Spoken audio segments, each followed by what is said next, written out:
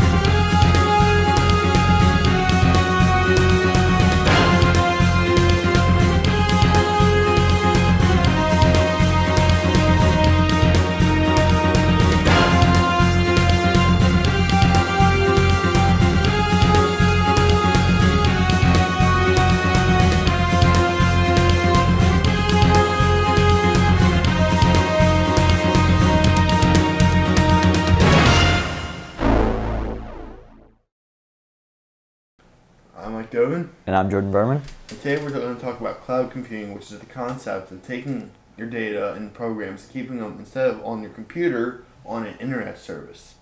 It benefits you because in case of your computer crashing, all your files are backed up to the internet, as well as it allows you to access all your files from any machine.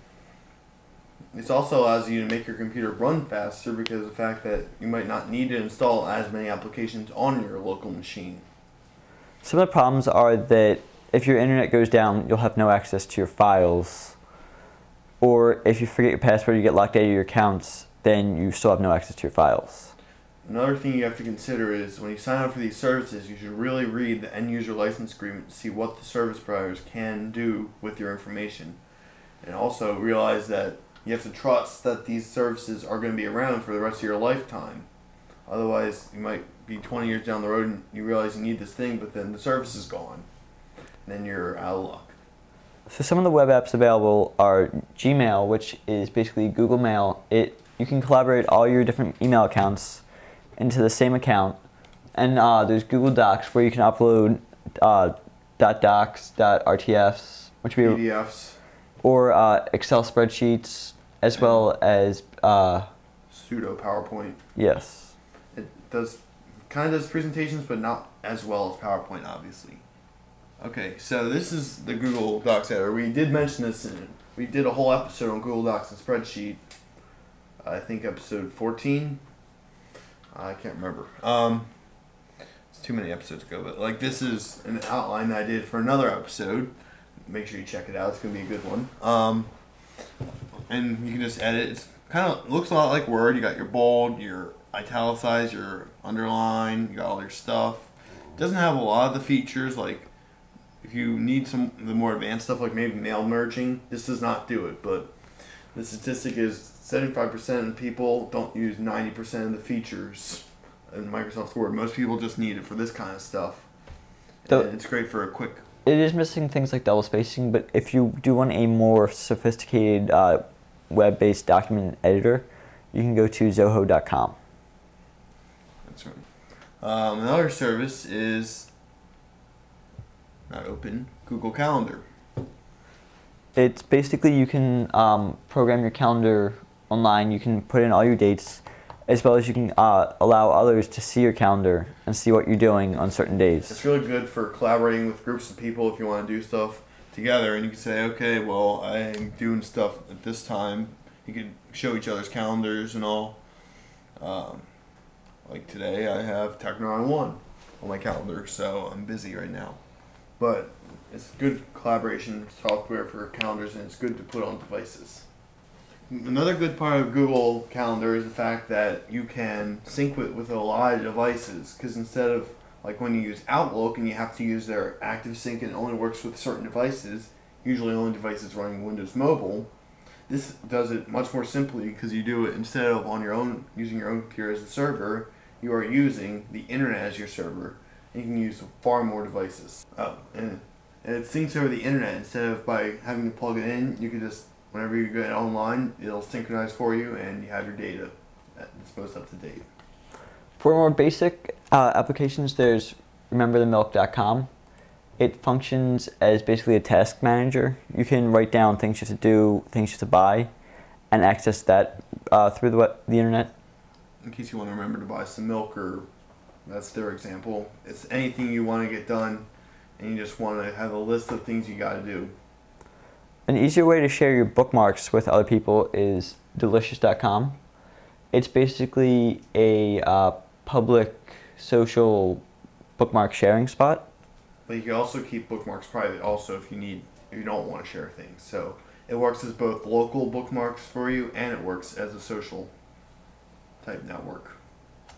One of the problems we mentioned earlier is the fact that if you're offline or you're somewhere where you can't get an internet connection and there's no free Wi-Fi to leech off of, you don't have access to your applications, which could be problematic if you really need to get something done.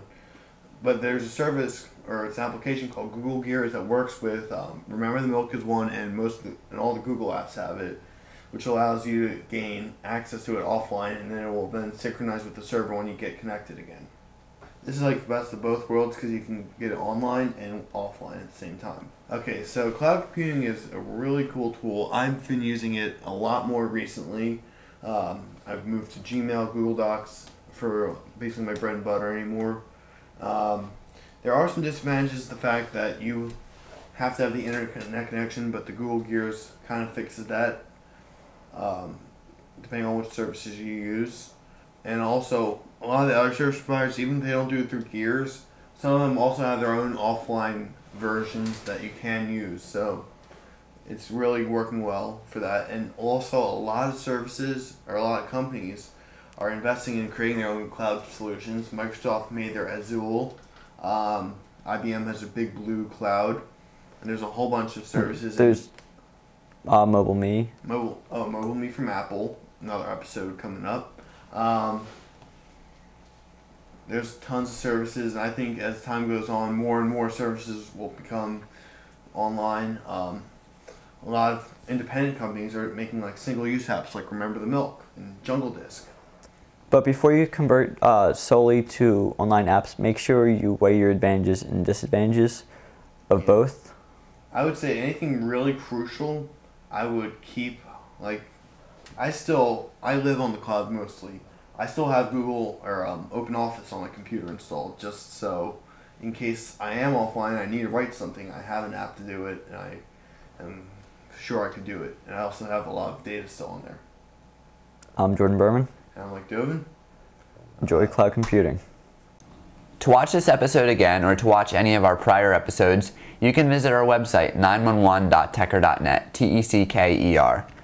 And on the website, we have our prior episodes, as well as you can view them directly on the website, or you can download them in WMV for Windows, iPod or QuickTime format for your iPod, or if you have iTunes installed, an MP3 audio-only version of the show, and a WMV HD version of the show, which you can download via BitTorrent that looks really, really clear and in pristine HD quality.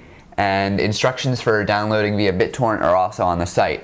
On the right-hand side, we have more information about us and about each of the members of the show, as well as quick links to all of our prior episodes and links to the RSS feeds for each of the formats that we release the show in, and links to subscribe to the show in iTunes if you have an iPod, an Apple TV, an iPhone, any Apple device. You can click on that link in either video or audio format. You can also in iTunes search for Tecker, T-E-C-K-E-R, in the iTunes store, and then you can find our podcast that you can subscribe to free. Also, if you do not have an iPod, if you have like a generic MP3 player, then you can use you can still listen to our show if on our website you subscribe to this MP3 audio version in a feed catcher, in a podcatcher like Juice.